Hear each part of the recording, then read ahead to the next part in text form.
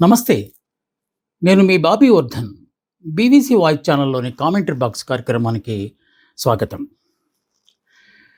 3 రోజుల పాటు అత్యంత ప్రతిష్టాత్మకంగా నిర్వహించిన పసుపు పండగ మహానాడు అనేక సవాళ్లను విసిరింది. ఎన్నికల వేళ ప్రకటించిన 6 హామీలతో అంటే సూపర్ 6తో పాటు యువ నాయకుడు లోకేష్ సంధించిన 6 శాసనాలు ఇప్పుడు ప్రత్యేక ఆకర్షణగా నిలిచాయి.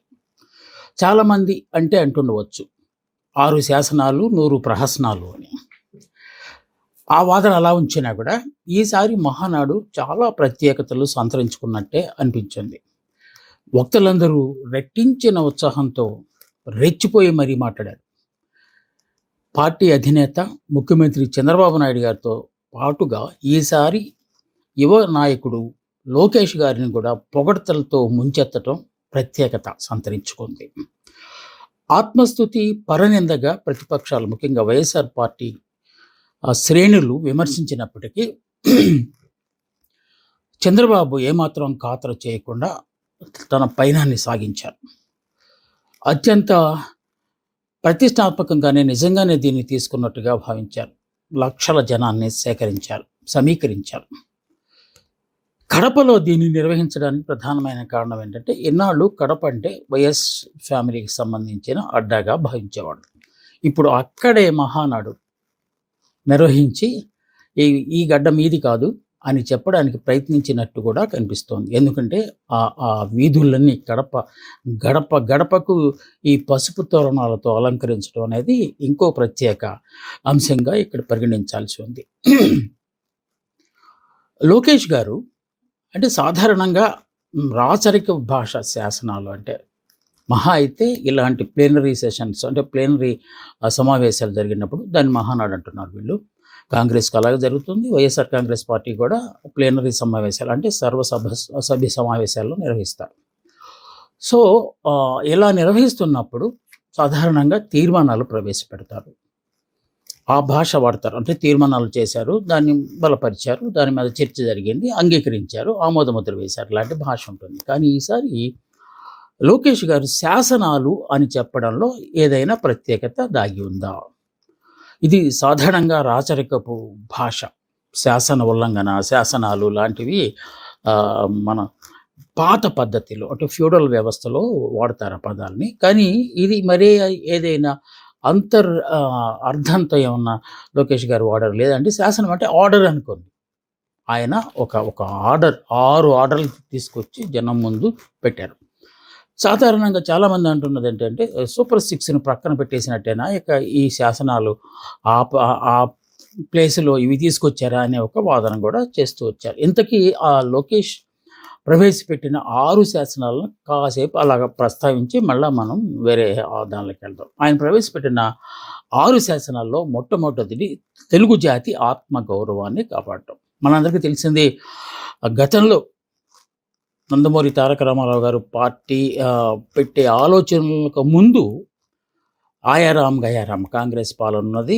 సీల్డ్ కవర్లో ముఖ్యమంత్రుల పేర్లు రావటం, ఆంధ్రోళ్ళు అని చెప్పి మనల్ని హేళన చేయటం, ఇలాంటి సందర్భం ఉన్న పరిస్థితుల్లో ఆత్మగౌరవ నినాదంగా తెలుగు ప్రజలంటే సత్తా ఉన్నవాళ్ళు నిరూపించే విధంగా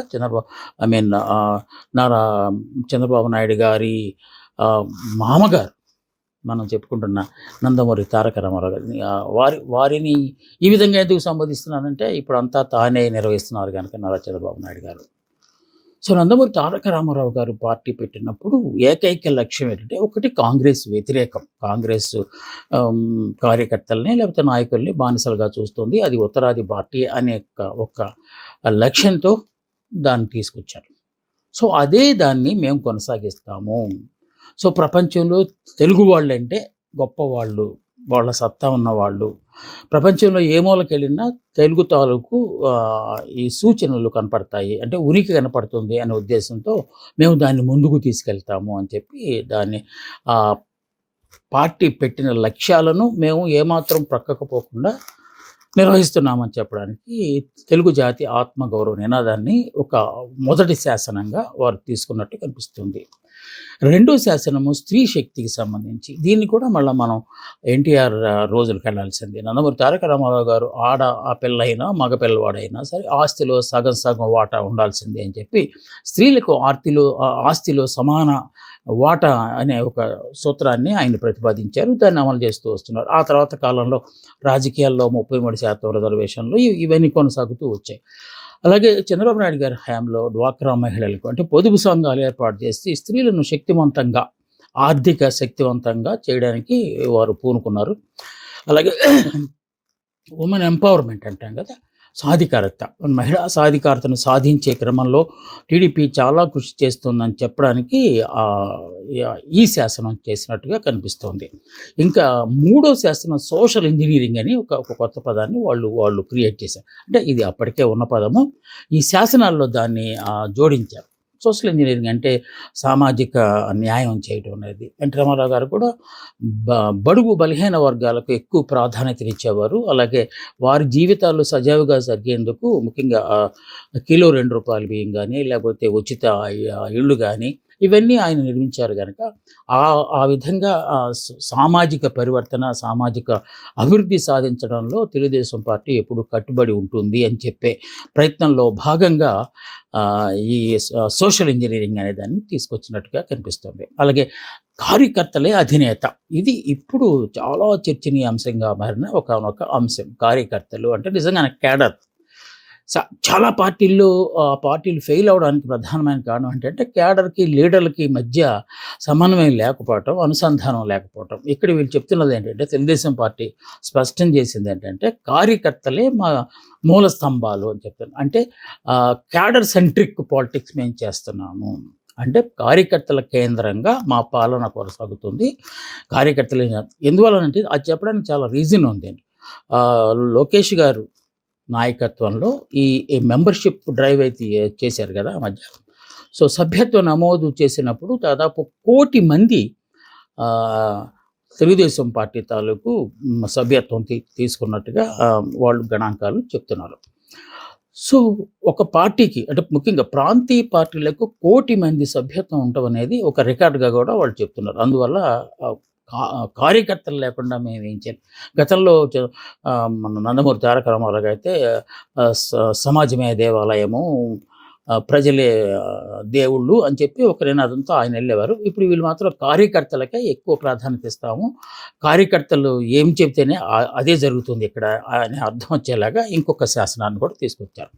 ఇక అన్నదాతకు అండగా అనేది ఇంకొక శాసనంగా ఇక్కడ ప్రత్యేకించి చెప్పాల్సిన అవసరం ఉన్నది. నిజంగానే దేశానికి రైతే వెన్నెముక అని మనం చెప్తూ ఉంటాము, కానీ అది ఆచరణలోకి వచ్చేసరికి అంతగా మనం ఆశించిన ఫలితాలు రావటం లేదు. ప్రతిసారి రైతును విస్మరిస్తున్నారు. ఎందుకంటే ఈ వాతావరణం వల్ల వారు చేస్తున్న సాగులో కూడా ఇంత ఆదాయం వస్తుంది అని చెప్పలేని పరిస్థితి వస్తుంది. ఎప్పుడు ఏ విపత్తు ముంచుకొస్తుందో, అకాల వర్షాలు ఏ విధంగా చేస్తాయి. అందుకని కాస్తంత భరోసా ఇవ్వడం కోసం మినిమం సపోర్ట్ ప్రైస్ లాంటివి తీసుకొస్తూ ఉన్నారు. గత పాలకులు కూడా రైతు భరోసా కేంద్రాలు అని చెప్పి కొన్ని కొత్త పథకాలు తీసుకొచ్చారు.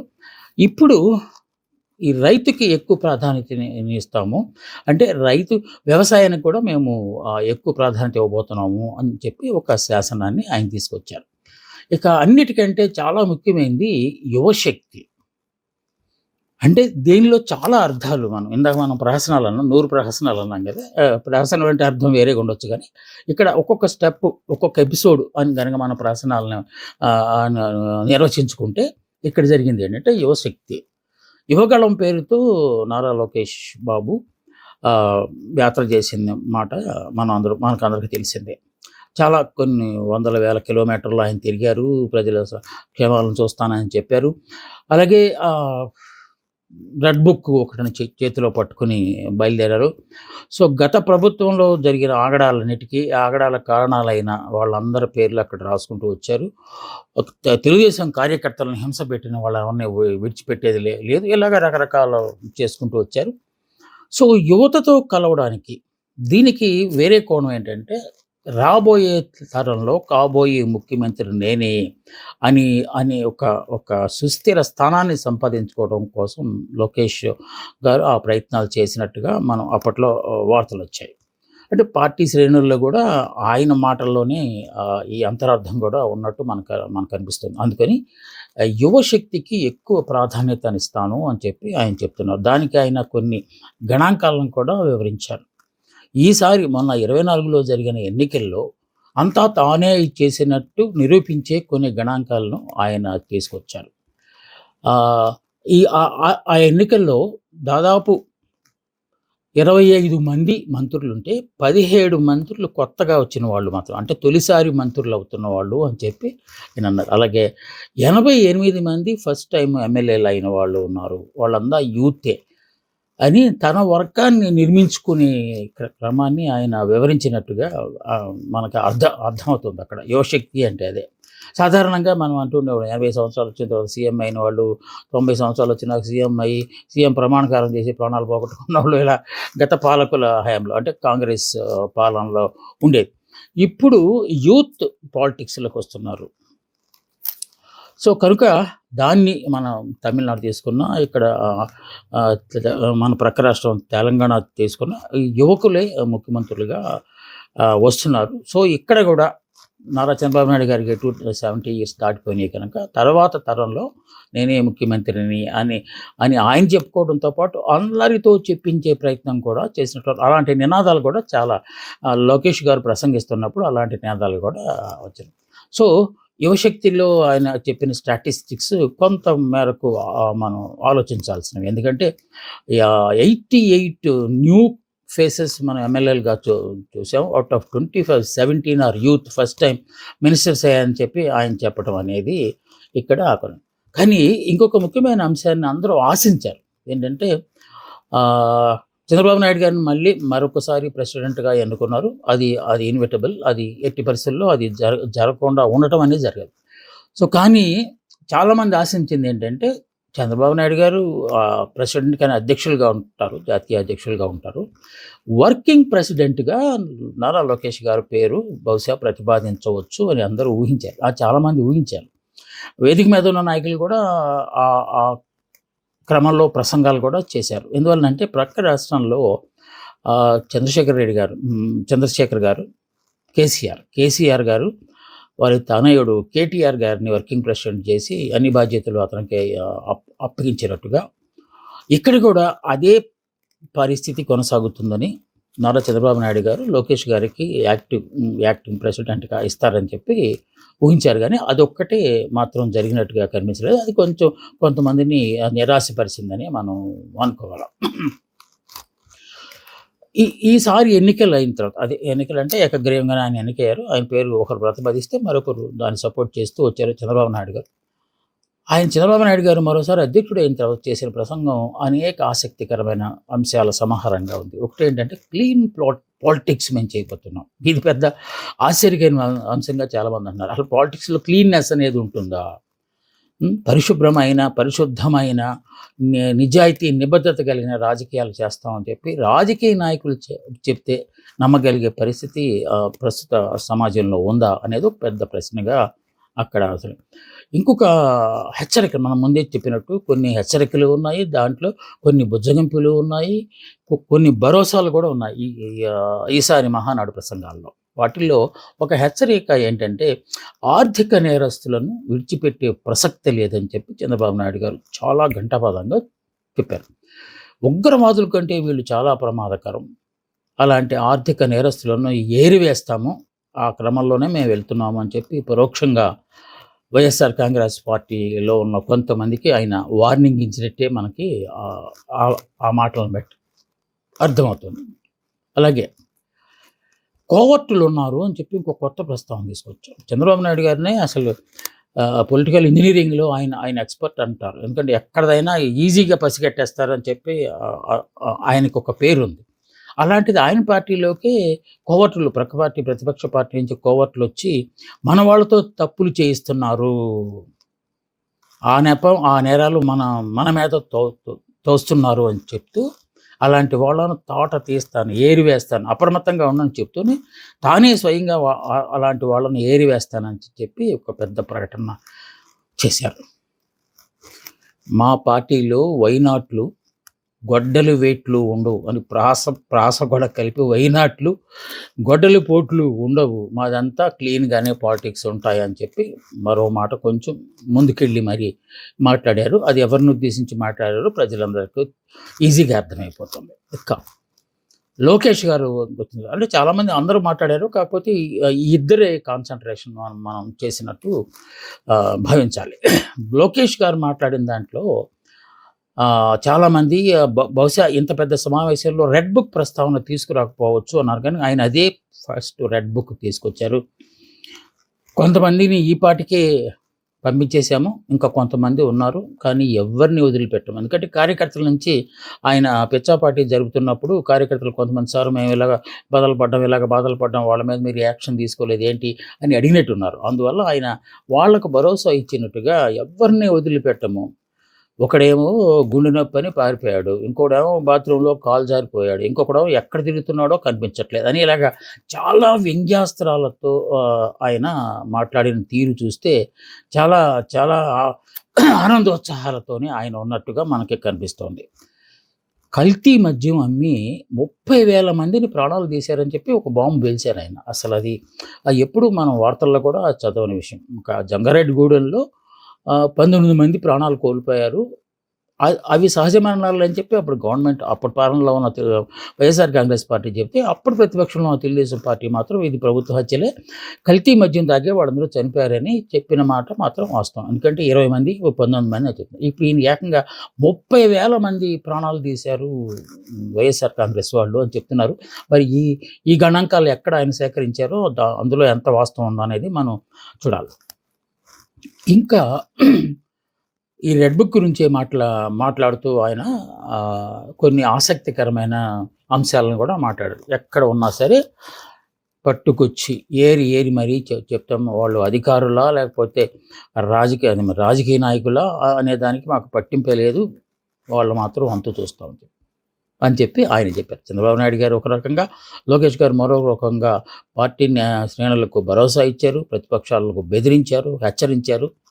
వీటన్నిటిని మించి ఒక హైలైట్ ఈసారి, అది హైలైట్ అనాలో లేకపోతే ఏంటిది అని అనాలో అర్థం కాని పరిస్థితి ఏంటంటే, కృత్రిమ మేధ ద్వారా నందమూరి తారక రామారావు గారు, మహానేత నందమూరి తారక రామారావు గారు సృష్టించి, ఆ పాత్రను సృష్టించి వేదిక మీద ఆయనే వచ్చి మాట్లాడుతున్నట్టుగా, తాను ప్రారంభించిన ఈ తెలుగుదేశం పార్టీని చంద్రబాబు నాయుడు గారు అత్యంత చాకచక్యంతో ముందుకు తీసుకెళ్తున్నారు, నేను అనుకున్న ఆశయాలన్నిటినీ ఆయన నెరవేరుస్తున్నారు అని చెప్తూ, మనవడా అని చెప్పి ఆ లోకేష్ గారికి తన వారసత్వం, నా వారసుడు నువ్వే మనవడా అని చెప్పి ఆయన ద్వారా చెప్పించడం అనేది చాలా వివాదాస్పదమైంది. వేదిక మీద ఉన్న వాళ్ళందరూ చప్పట్లు చరిస్తే చరిచి ఉండొచ్చు కాక, కానీ అధ్యక్షత వహిస్తున్న పయ్యావుల కేశవ్ గారు మాత్రం చంద్రబాబు నాయుడు గారు ఐటీ అంటే ఏంటో అనుకున్నాము, ఐటీ అంటే ఏంటో ఇక్కడ చూపించారు అని చెప్పి ఆయన ఒక వ్యాఖ్య చేశారు. కానీ ఆ వ్యాఖ్య వెనక అర్థం ఏముంటుందో మనకు తెలియదు. అంటే ఇలాంటి మోసాలు కూడా చేయొచ్చా అని చెప్పడమా, లేకపోతే దాన్ని కరెక్ట్ సమయానికి కరెక్ట్ పద్ధతిలో వాడుకున్నాం అని చెప్పటమా అనే అది అర్థం చేసుకున్న వాళ్ళని బట్టి ఉంటుంది. ఇది మాత్రం ఒక కొంత విమర్శలను దారితీసింది. ఎందుకంటే ప్రభుత్వమే స్వయంగా ఆర్టిఫిషియల్ ఇంటెలిజెన్స్ ఉపయోగించి ఒక మోసపూరితమైన దీన్ని తీసుకొచ్చిందా, లేకపోతే అంది వచ్చిన పరిజ్ఞానాన్ని వాడుకుని ఆయన కనుక బ్రతుకుంటే ఇలాగే మాట్లాడేవారు అని చెప్పే ప్రయత్నం చేసిందా అనేది జనం అర్థం చేసుకోవాలి. ఇది ఈసారి జరిగిన మహానాడులో చేసిన 6 శాసనాలతో పాటు 100 ప్రహసనాలని చెప్పి ప్రజలందరూ అనుకోవడం మనం ఈ మధ్య కాలంలో చూస్తున్నాం. అంటే భిన్న స్వరాలు మీడియాలో కూడా వచ్చినాయి. భవిష్యత్తు ఏం చేస్తుందో చూడాలి. ఇది మహానాడు మీద చేసిన విశ్లేషణ కార్యక్రమం. మళ్ళా ఇంకో మంచి ఐటెంతో నేను మీ ముందుకు వస్తాను. అందాక సెలవు. నమస్తే, మీ బాబీ వర్ధన్.